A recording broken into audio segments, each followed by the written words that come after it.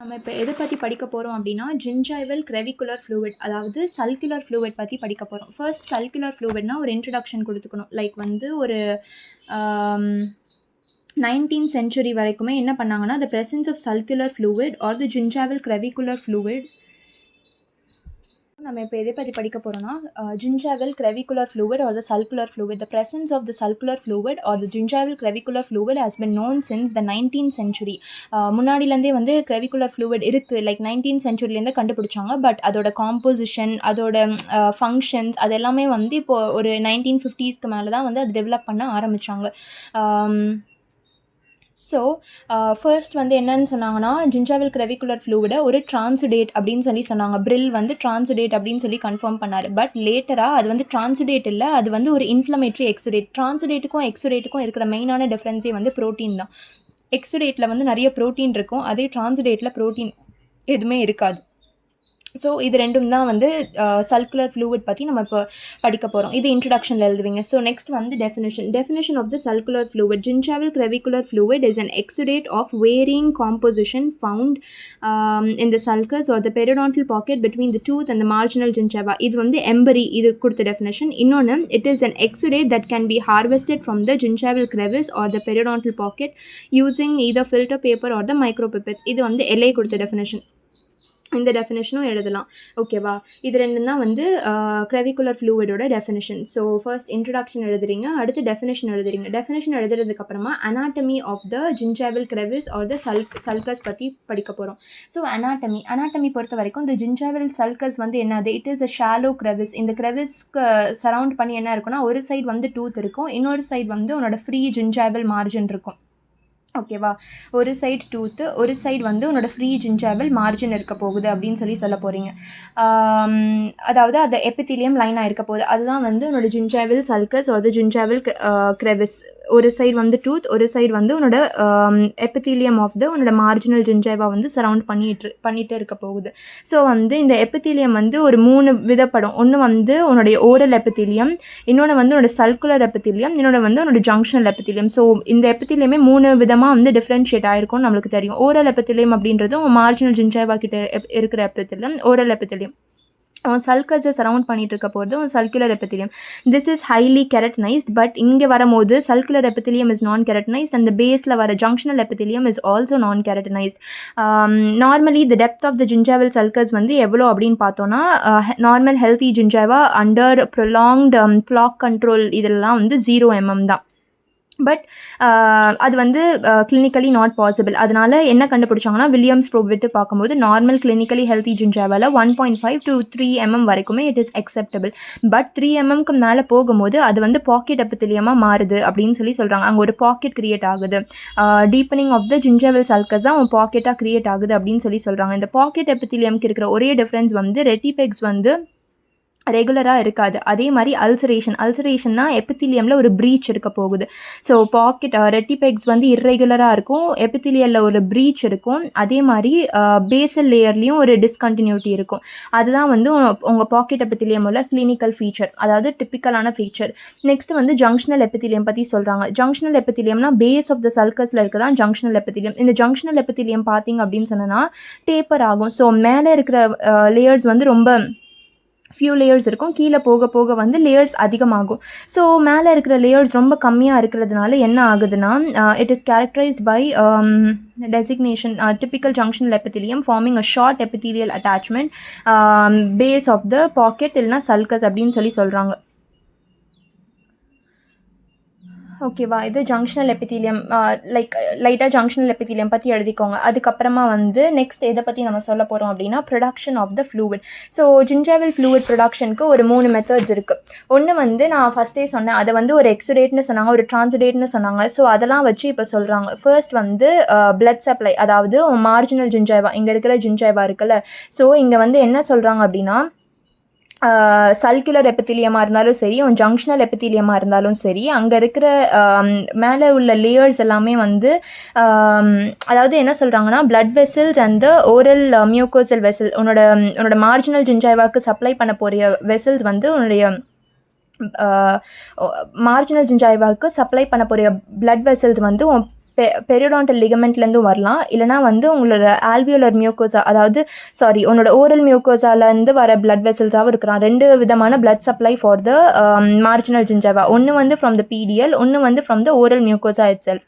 இப்போது என்ன சொல்கிறாங்கன்னா, டியூரிங் இன்ஃப்ளமேஷன் இப்போ வந்து கேபிலரிஸ் இருக்குது, அதுக்கப்புறமா கேபிலரி ஆர்ட்ரி இருக்குது, ஆர்ட்ரியிலேருந்து கேப்லரிக்கு வரும், கேப்லரியிலேருந்து அதுக்கப்புறமா திருப்பியும் வென்யூல்ஸ் போகும்.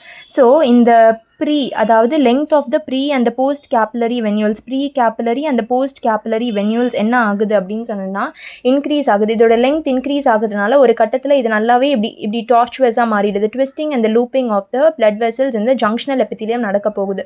ஸோ உங்களோட ஜங்ஷனல் எபித்திலியம் எங்கே இருக்குது? இது டூத்து, இது மார்ஜினல் ஜிஞ்சாவா. இந்த இடத்துல உங்கள் ஜங்ஷனல் எபித்திலியம் இருக்க போகுது.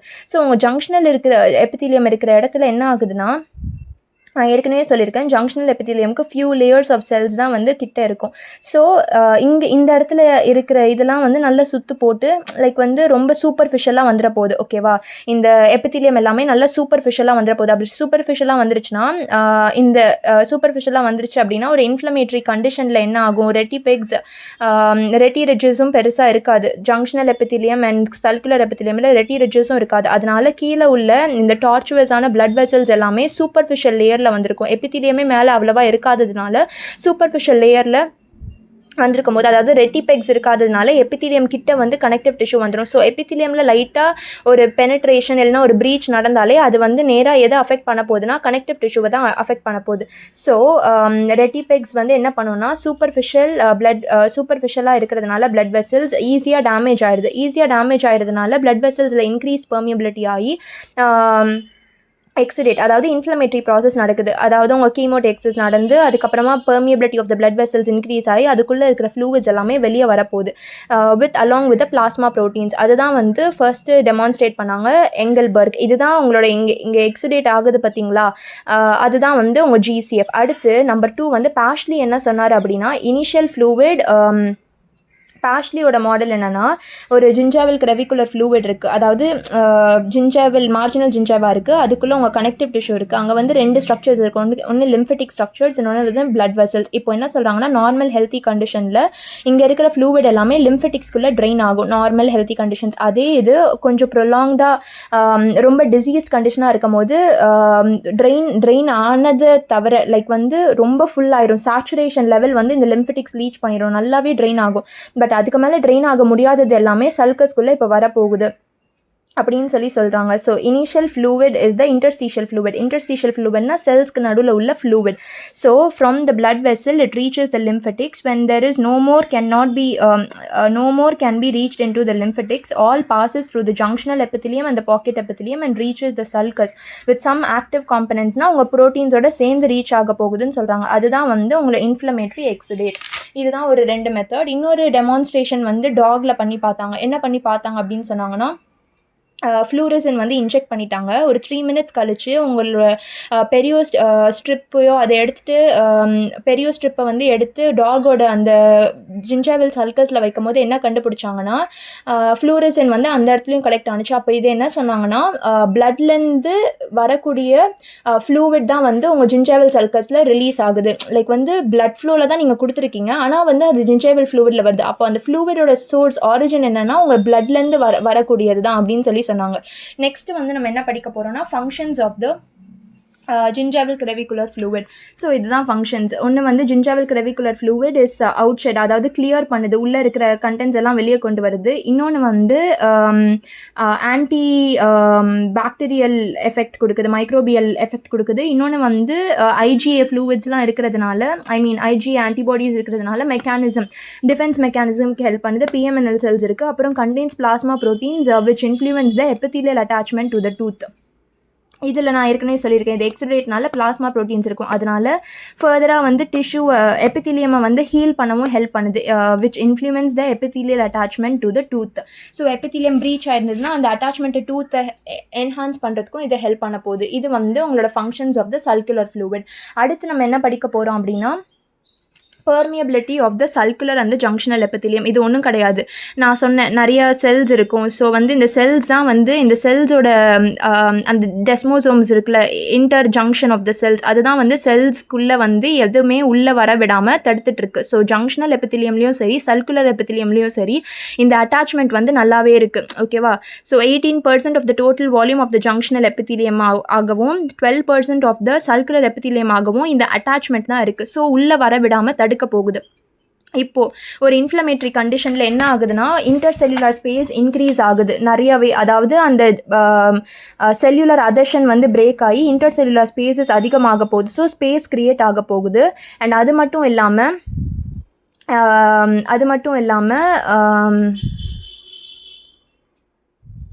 பேஸ்மெண்ட் மெம்பரேனும் டிஸ்ட்ராய் ஆக போகுது. ஸோ 2 விஷயம் நடக்க போகுது இன்ஃப்ளமேஷன் அப்போது. இந்த இன்ட்ரசெல்லுலர் ஸ்பேசஸ் இன்க்ரீஸ் ஆக போகுது, பேஸ்மெண்ட் மெம்பரேன் டிஸ்ட்ராய் ஆக போகுது. அப்படி ஆகும்போது என்ன ஆகும்னா வெளியே உள்ள கண்டென்ட், இப்போது சல்கஸில் உள்ள கண்டென்ட் எல்லாமே ஈஸியாக உள்ளே பெனட்ரேட் பண்ணிடும் அப்படின்னு சொல்கிறாங்க. அதாவது ஒரு ப்ரீச், ஒரு பேரியரே இல்லை, ஒரு ப்ரீச் கிரியேட் ஆகுது எபித்திலியமில், ஜங்ஷனல் எபித்திலியம்லையும் சர்க்குலர் எபித்திலியம்லையும் ப்ரீச் கிரியேட் ஆகும்போது ஈஸியாக வந்து உள்ளே மற்ற லைக் பாக்டீரியாவாக இருந்தாலும் சரி இல்லை மற்ற ப்ரோட்டீன்ஸ் எதுவாக இருந்தாலுமே உள்ளே ஈஸியாக வந்து என்டர் ஆக போகுது. ஸோ அப்படி ஈஸியாக என்டர் ஆகக்கூடிய ப்ரோட்டீன்ஸ் தான் இது எல்லாமே. ஹிஸ்டமைன், லியூசைன், அதுக்கப்புறமா வந்து அலனைன், அதுக்கப்புறம் திமிடின், அப்புறம் ஃபெனடாயின், கார்பன் பார்ட்டிகல்ஸ், இதெல்லாமே வந்து ஈஸியாக வந்து பெனட்ரேட் ஆகுது. ஏன்னா இதெல்லாம் லோ மாலிகுலர் வெயிட் ப்ரோட்டீன்ஸ். இதெல்லாம் எது வச்சு டெஸ்ட் பண்ணாங்கன்னா fluorescein dye, India ink dye and the saturated iron oxide வச்சு இதெல்லாம் டெஸ்ட் பண்ணி பார்த்தாங்க. அடுத்து நம்ம method of collection of the gingival crevicular fluid படிக்க போகிறோம். ஃபர்ஸ்ட் வந்து பிரில் டெக்னிக், செகண்ட் வந்து Loe et al technique. So Brill டெக்னிக்கை பொறுத்த வரைக்கும் அந்த ஸ்ட்ரிப்பை வந்து உள்ளேயே விட்டுட்டாங்க, கிரெவிஸ்குள்ளேயே விட்டுட்டாங்க. இதை வந்து மார்ஜினல் ஜின்ஜாவா வரைக்கும் தான் விட்டுருக்காங்க. அதில் வந்து இரிட்டேஷன் காஸ் பண்ணுறதுனால இந்த மெத்தட் டெவலப் பண்ணாங்க. இது அப்சார்பிங் பேப்பர் ஸ்ட்ரிப்ஸ். இன்னொரு மெத்தட் என்னென்னா ப்ரீ வெயிட் ட்விஸ்டட் த்ரெட்ஸ். அதாவது த்ரெட்டை வந்து டூத்தில் வந்து நல்லா சுற்றிக்கிட்டாங்க. டூத்தில் சுற்றிக்கிட்டதுக்கப்புறம் என்ன ஆனிச்சுன்னா ஃபர்ஸ்ட் வந்து ஏற்கனவே ப்ரீவை பண்ணி வச்சுருப்பாங்க. இப்போ டூத்தில் சுற்றினதுக்கப்புறம் ஜின்ஜாவல் கிரெவிகுலர் ஃப்ளூவிட்லாம் அந்த த்ரெட்டில் கனெக்ட் ஆகிடும். அதை எடுத்துகிட்டு போய் ஒரு எதில் வச்சாங்க, the threads were placed in the gingival crevice and the amount of the fluid collected was estimated using the weighing sample. அந்த த்ரெட்டை எடுத்து வெய் பண்ணுறதுனால உங்களுக்கு கிடைக்க போகுது. ஸோ இது வந்து ப்ரீ வெயிட் ட்விஸ்டட் த்ரெட். அதே மாதிரி ப்ரீ வெயிட் ஸ்ட்ரிப்ஸ்னும் இருக்குது. பை வெயிங் த ஸ்ட்ரிப்ஸ், இந்த ஸ்ட்ரிப்ஸையும் வந்து அதே ப்ராசஸில் பண்ணிவிட்டு அதுக்கப்புறமா வந்து ஒரு குட்டி டெஸ்ட் டியூப் மாதிரி வச்சு அது ஃபியூகேஷனில் அனுப்புனதுக்கப்புறமா அதோட வெயிட் கண்டுபிடிக்கிறாங்க. இது ஒன்று.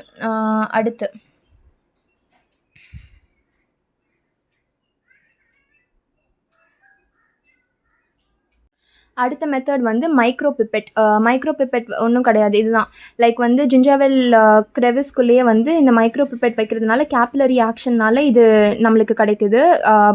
அந்த டயமீட்டர் வந்து நம்மளுக்கு நோனாக தான் இருக்கும். ஸோ எந்த அளவுக்கு அது ரீச் ஆகுதோ, எந்த மெஷர்மெண்ட் வரைக்கும் ரீச் ஆகுதோ நம்ம ஈஸியாக கண்டுபிடிக்க முடியும்.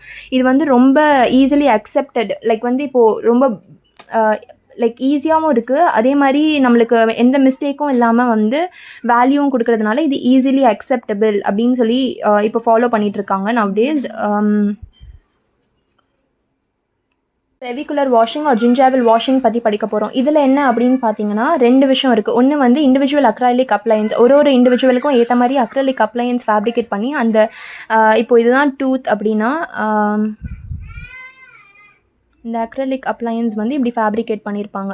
which scalloped towards the gingiva. மெயினாக இந்த maxillary ரீஜனில் ஒரு அக்ரலிக் பிளேட் மாதிரி வச்சு ஸ்கேலோப்பிங் அரவுண்ட் த ஜின்ஜைவல் மார்ஜின் வச்சுருப்பாங்க. இப்போ இதுக்கு நடுவில் ஒரு பிப்பெட், இதுக்கு நடுவில் ஒரு மைக்ரோ பிப்பெட், அந்த மாதிரி ஒரு டியூப்ஸ் கனெக்ட் பண்ணியிருப்பாங்க. இது வந்து எங்கே இன்சர்ட் ஆகும்னா அவங்க ஜின்ஜைவல் கிரெவிஸ்குள்ளே இன்சர்ட் ஆகி ஃப்ளூவிட் கலெக்ட் பண்ணும் அப்படின்னு சொல்கிறாங்க. ஸோ இதனால் நம்ம மெஷர் பண்ணலாம். இன்னொரு மெத்தட் வந்து 2 injection method, injection collection injection அப்படின்னு 2 இருக்குது.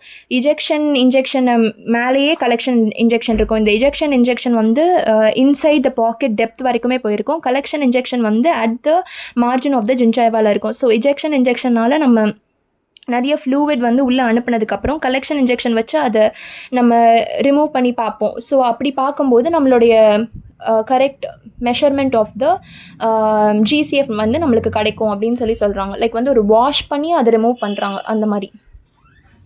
அடுத்து வந்து பெரியோட்ரான் பற்றி படிக்க போகிறோம். பெரியோட்ரான்னா என்ன அப்படின்னா, it is a device, an electronic device. அதில் வந்து 2 கம்பார்ட்மெண்ட்ஸ் இருக்குது. அப்பர் கம்பார்ட்மெண்ட் இருக்குது, லோவர் கம்பார்ட்மெண்ட் இருக்குது. அந்த 2த்துக்கு நடுவில் தான் உங்கள் பேப்பர் ஸ்ட்ரிப்பை வைக்க போகிறீங்க. ஸோ இதை யார் டெவலப் பண்ணாங்க அப்படின்னா, ஹார்கோ எலக்ட்ரானிக்ஸ் டெவலப் பண்ணுறதுனால இதை பேர் HAR 8000 வச்சாங்க. இதோட மாடிஃபிகேஷன்ஸ் நிறையா இருக்குது. 60, 600, 6000 அப்படின்னு நிறையா இருக்குது. ஸோ 6000 மோர் சென்சிட்டிவாக இருக்கிறதுனால அந்த 6000 இப்போது ஈஸியாக எல்லாருமே ஃபாலோ பண்ணிகிட்ருக்காங்க. அடுத்து இதோட மெக்கானிசம் என்னென்னா, வெட்டட் ஸ்ட்ரிப்பை வைக்க போகிறோம். ஸோ அப்படி வெட்டட் ஸ்ட்ரிப்பை வைக்கும் போது என்ன நம்மளுக்கு தெரியும் அப்படின்னா, கரண்ட்டில் வந்து நிறைய சேஞ்சஸ் தெரியும். ஸோ கரண்ட்டில் நம்மளுக்கு சேஞ்சஸ் தெரியறதுனால அதை வச்சு மெஷர் பண்ணுவாங்க. இதுதான் அதோட மெஷர்மெண்ட். நார்மல் மெஷர்மெண்ட் வந்து இவ்வளோ தான் இருக்கணும். 0.5 to 2.5 தான் நார்மல் மெஷர்மெண்ட். இதெல்லாம் நம்ம பார்த்துக்கலாம். இதை வச்சு ஜிஞ்சாவில் இன்ஃப்ளமேஷன் எந்த அளவுக்குன்னு சொல்லி பார்த்துக்கலாம். அடுத்து இதில் நிறையா எரர்ஸ் வரும். எரர்ஸ் வந்து இங்கே இருக்குது. எரர்ஸ் வந்து கண்டாமினேஷன் நடக்கலாம், சாம்பிள் டைம் இன்க்ரீஸ் ஆகும்போது நிறைய சேஞ்சஸ் வரலாம் காம்போசிஷனில், வால்யூம் டிட்டர்மினேஷன், அதுக்கப்புறம் ரெக்கவரி ஃப்ரம் த ஸ்டெப்ஸ், இதெல்லாம் complications. Normal volume of the gingival crevicular fluid இதுதான். இது வந்து அந்த நின்ஹைட்ரன் டை வச்சு பண்ணுற டெஸ்ட்டு. அதுக்கு இங்கே ரெஃபர் பண்ணிக்கோங்க.